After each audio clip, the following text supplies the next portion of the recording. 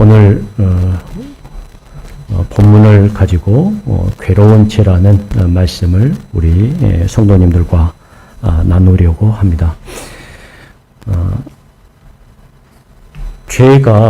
죄란 우리가 가장 성경을 읽으면서 가장 신경을 써야 될 죄의 문제는 사람들과의 관계의 문제가 아니라 하나님과의 관계의 문제입니다. 죄란 우리가 알고 있는 대로, 읽는 대로 하나님의 뜻과 어긋난 것을 죄라고 말합니다. 누구의 뜻과 어긋난 것을 죄라고 말한다고요? 하나님의 뜻과 어긋난 것을 죄라고 말합니다. 성경을 보면 우리가 흔히 오해하는 부분인데 사람과 사람 사이에 잘못하고 그리고 우리의 눈으로 보면 상식적으로 보기에는 굉장히 잔인한 것 같고 어려운 일들이 성경에 기록되어 있는 부분이 많습니다. 그러나 하나님은 그것을 죄라고 말하지 않는 부분도 상당히 많습니다. 이럴 때 우리가 주목해 봐야 될 것은 죄가 무엇인가를 성경에서 언급할 때 가장 중요한 부분은 하나님의 뜻과 어떤 관계를 맺고 있는지, 하나님의 뜻과 일치하는 것인지 일치하지 않는 것인지를 확인해 보는 것이 더 중요하다는 것을 말씀드립니다. 그래서 때로는 우리가 하나님에서 오해할 때 인간과의 관계 속에서 이루어지는 모든 것들이 우리의 관점으로 보면 죄처럼 보이지만 그것이 하나님의 관점으로 보면 죄로 보이지 않을 때가 있다는 것이죠.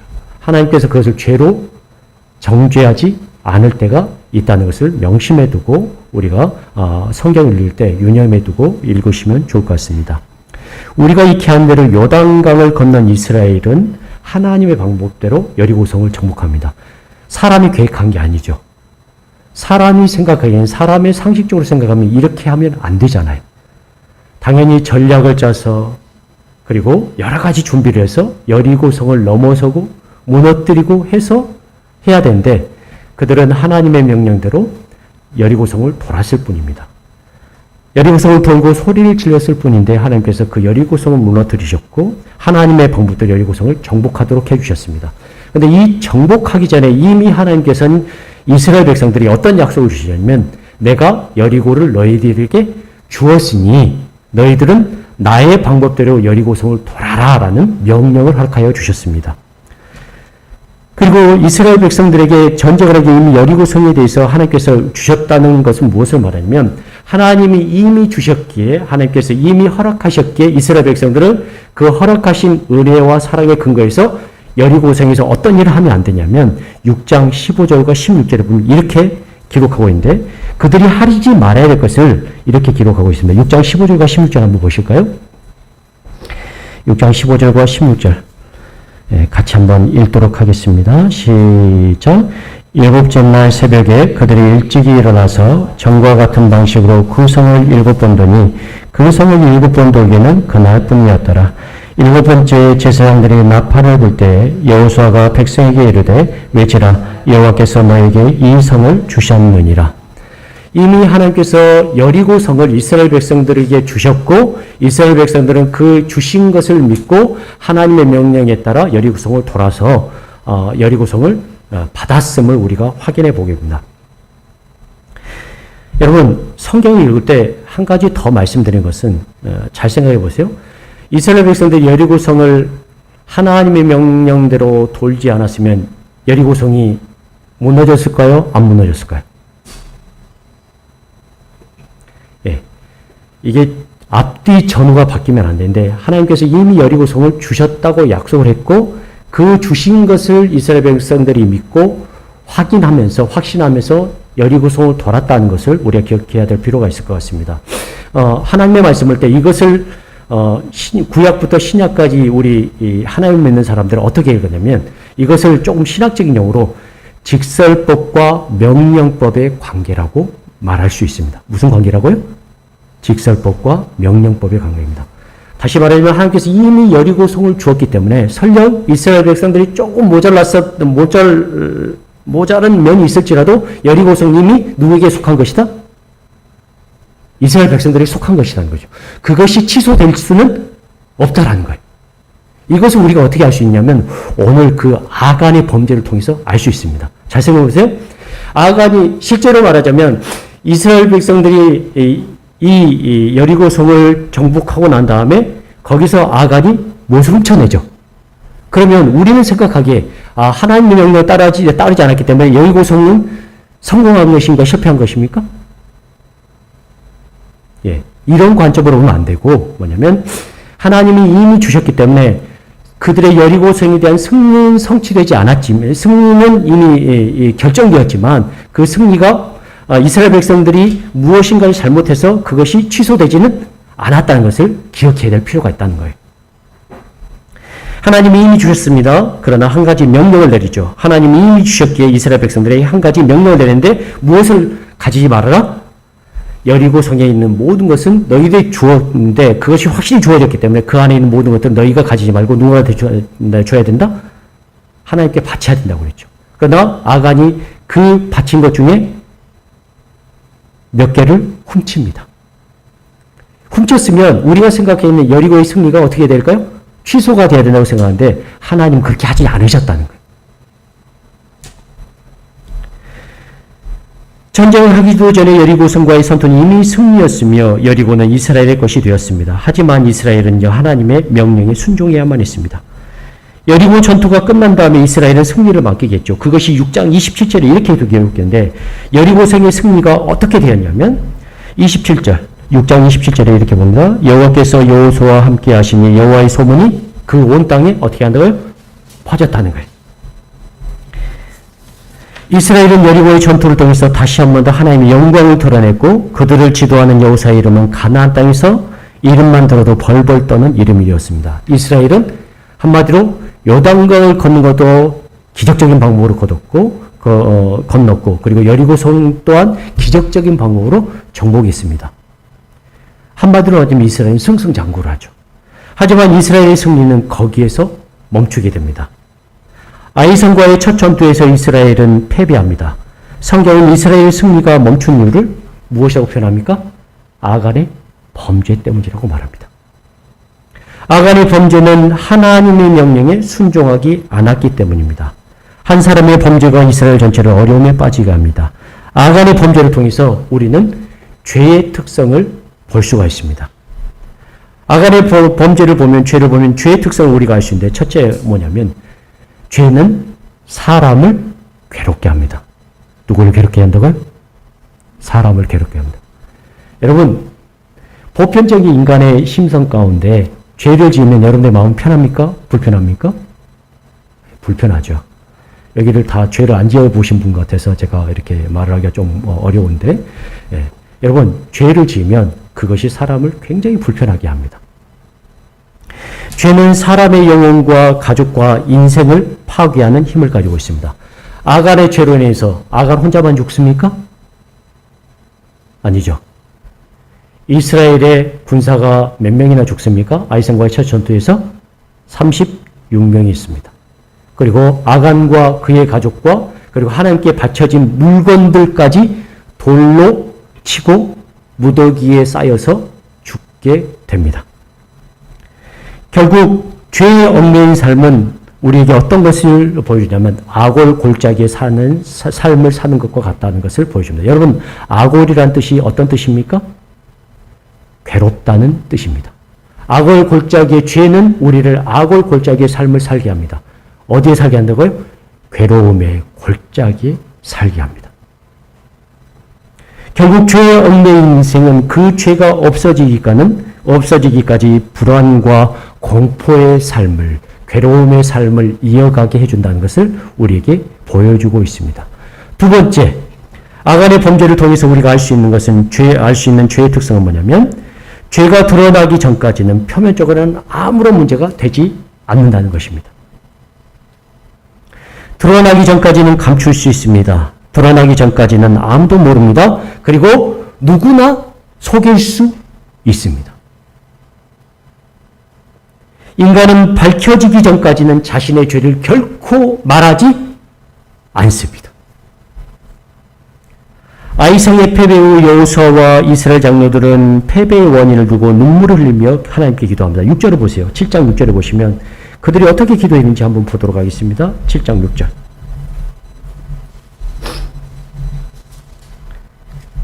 예. 여호수아가 옷을 찢고 이스라엘 장로들과 함께 여호와의 귀 앞에서 땅에 엎드려 머리에 티끌을 뒤집어 쓰고 저물도록 있다가 눈물을 흘리며 회개하는 이들의 기도는 단순했습니다. 하나님의 백성의 패함이 하나님의 이름에 누가 될 것에 대한 걱정으로 가득 차 있었습니다. 과거 모세가 이스라엘의 범죄함으로 하나님께서 이스라엘을 멸하려 하는 마음이 있었을 때 기도했던 그 기도로 기도했습니다. 7절을 보시면 이렇게 표현합니다. 이르되 그들이 어떻게 기도냐면 이르되 슬프도소이다. 주 여호와여 어찌하여 이 백성을 인도하여 요단을 건너게 하시고 우리를 아모리 사람의 손에 멸망시키려 하셨나이까. 우리가 요단 저쪽을 만족하게 여겨 거주하였다면 좋을 뻔하였나이다. 회개의 기도를 들으신 하나님께서 이 이스라엘의 문제가 무엇이 있는지를 여호수아와 지도자에게 알려줍니다. 사람들은 알 수 없었던 하나님만이 아시는 죄의 문제가 그들에게 있음을 알게 됩니다. 이후 여호수아는 하나님께서 알려주신 대로 이스라엘에게 통보합니다. 13절에 보시면 내일 우리 안에 있는 문제를 해결하기 위해서 스스로 거룩할 것을 요구합니다. 13절에 보십시오. 너희는 일어나서 백성을 거룩하게 하여 이르기를 너희는 내일을 위하여 스스로 어떻게 하라? 거룩하게 하라. 아간은 이런 통보를 받고 자신의 일 때문에 그런 것이라고 알았을까요? 몰랐을까요? 어떻게 생각하십니까? 제가 보기에는 혹시 나의 문제 때문에 그런 것이다를 알았을 것 같습니다. 죄란 그런 거거든요. 여러분, 죄란 옆에 사람이 죄에 관련된 어떤 일을 조금만 말해도 나의 가슴을 힘들게 하는 겁니다. 아간은 이런 통보를 받고 자신의 일이라는 것을 알았을까? 아니면 모른 채 했을까? 절대로 들키지 않을 거라고 확신을 했을지도 모르겠습니다. 사랑하는 여러분, 사람은 절대로 다른 사람 속에 있는 죄를 판단할 수도 알 수도 없는 존재입니다. 또한 표면적으로 문제가 되지 않는 인간 심성에 속한 문제는 절대 인간의 힘으로도 해결할 수 없는 것입니다. 그러기에 아간은 밝혀지기까지 절대로 말하지 않습니다. 죄는 겉으로 문제가 되지 않습니다. 그래서 사람들이 죄를 죄로 여기지 않습니다. 그래서 요즘 사람들한테 여러분 발언할 때 조심해요. 당신은 죄인이니까 하나님 믿어야 돼. 이러면 내가 왜 죄를 지었냐고. 난 죄인 아니라고 이야기할 때가 많은 것을 보게 됩니다. 죄란 겉으로 문제가 되지 않습니다. 물론 도덕적인 죄나 드러난 죄는 다른 문제입니다. 하지만 인간 사회에서 여러분 미해결 사건도 굉장히 많습니다. 미해결 사건은 절대로 자기가 죽을 때까지 말하지 않습니다.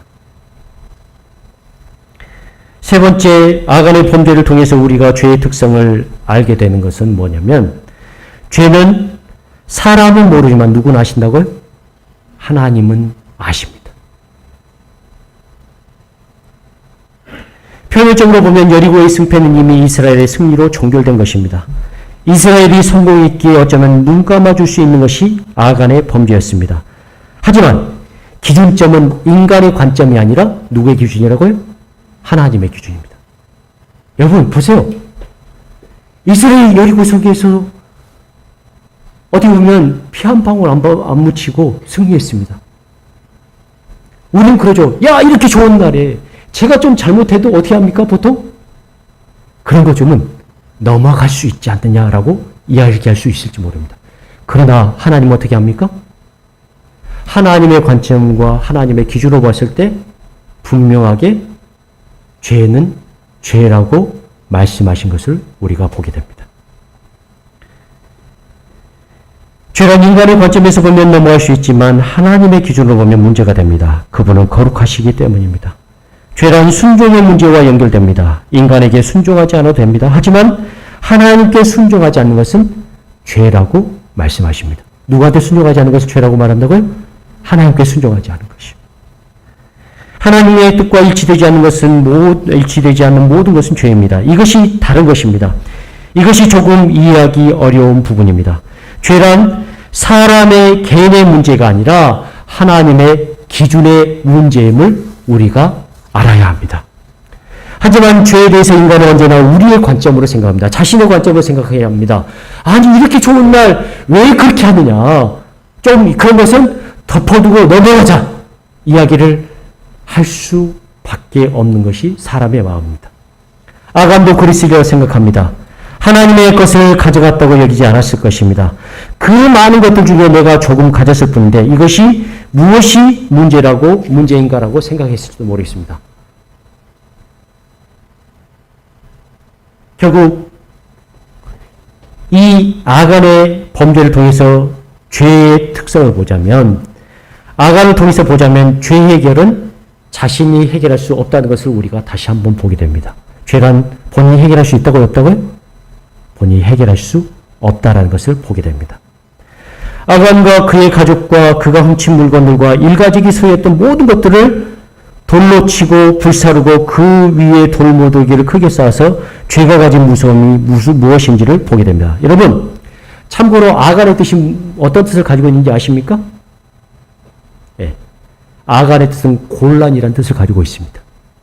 아간의 범죄가 이스라엘에게 무엇을 초래했다고요? 곤란, 어려움을 초래했다는 말입니다. 그 이름이 주는 대로 아간의 범죄는 이스라엘 민족의 곤란을 의미합니다. 이스라엘 민족의 곤란은 죄라는 것을 상징적으로 보여줍니다. 아간의 범죄가 아니라 이 땅을 살아가는 모든 사람들의 문제, 이스라엘 백성들의 문제는 무엇과 연관되었다? 죄라는 문제와 연관되었다는 것을 아간의 범죄가 우리에게 보여준다는 거죠.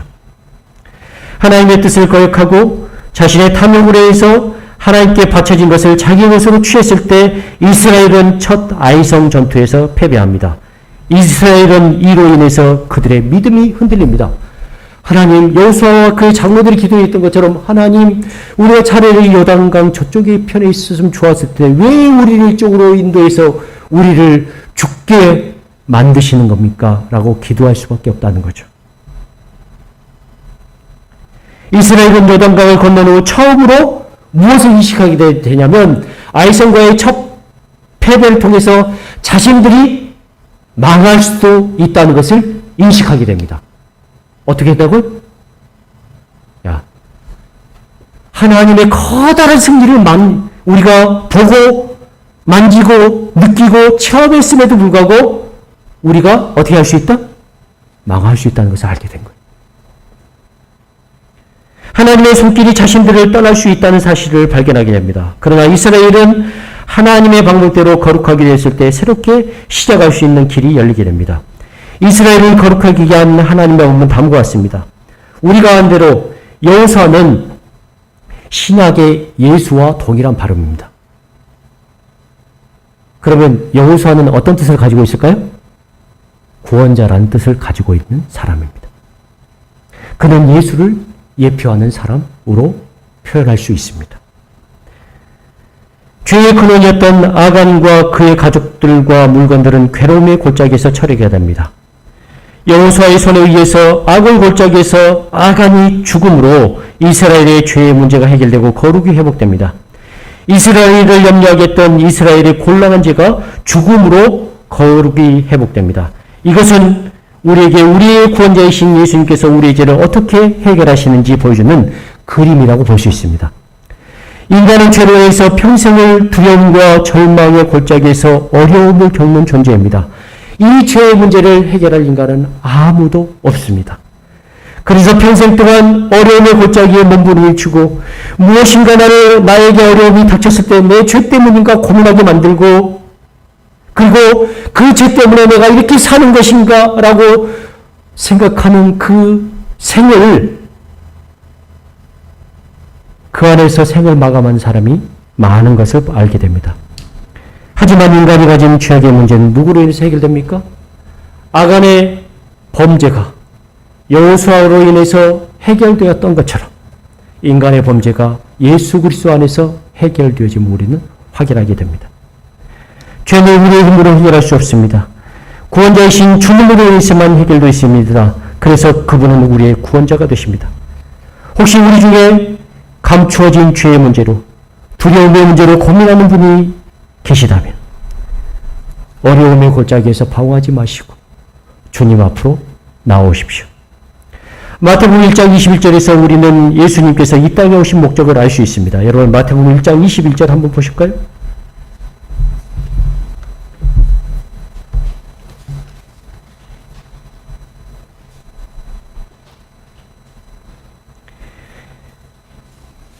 마태복음 1장 21절입니다.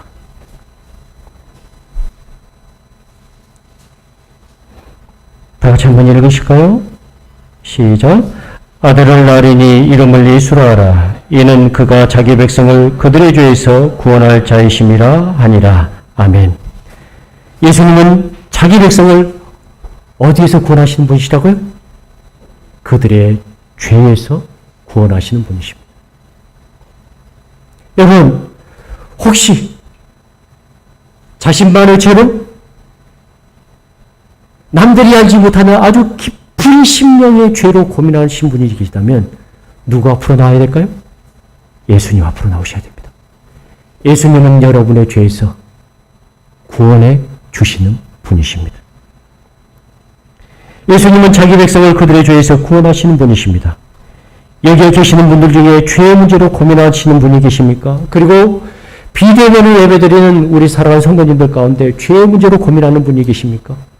예수님은 죄를 해결하신 분이십니다. 그리고 여러분들을 여러분의 죄에서 구원하시는 분이십니다. 예수님을 믿으시기 바랍니다. 예수님을 붙잡으시기 바랍니다. 여러분의 죄에서 여러분을 구원하시는 주님을 의지하시길 바랍니다. 주님만을 바라보시고 나를 불쌍히 여기시고 새롭게 해달라고 보혈의 공로로 새 생명을 부어달라고 기도하시길 바랍니다. 이 무거운 짐을 벗게 해달라고 믿음으로 메어 달리시기 바랍니다. 주께서 주님을 바라보는 자에게 은혜를 부어 주실 것입니다. 죄의 문제에서 이스라엘 백성들이 해방되었을 때 이스라엘 백성들은 무엇을 얻게 됩니까? 아이 성인과의 전투에서 승리를 얻게 되었습니다. 하나님의 방법대로 회복되어진 사람에게 이 승리의 삶이 우리에게 주어질 것을 예표적으로 보여주고 있는 것입니다. 여러분 혹시 마음속에 평안이 없고 마음속에 나를 괴롭히는 죄의 문제로 고민하고 있다고 그러면 예수님의 방법대로 하나님의 방법대로 예수님 믿고 예수 그리스도께서 해결해 주시는 그 방법을 가지고 다시 한번 새롭게 일어서기를 바랍니다. 그 죄 가운데 머무지 마시고 주님 앞으로 나오십시오. 주께서 보혈의 공로로 여러분들을 새롭게 하시고 다시 일어서게 하는 새 힘을 부어주실 것입니다. 그 힘을 믿고 날마다 예수님을 믿고 예수님을 붙잡고 예수님을 의지하고 예수님 안에서 모든 문제를 해결받는 주의 사람들이 되어지시길 바랍니다. 그리하게 될 때 여러분의 인생과 삶을 새롭게 바라보는 새롭게 열어지는 경험을 하게 될 것입니다. 그 승리의 삶이 우리 사랑하는 성도들에게 날마다 주어질 수 있기를 주님의 이름으로 간절히 축원합니다. 아멘.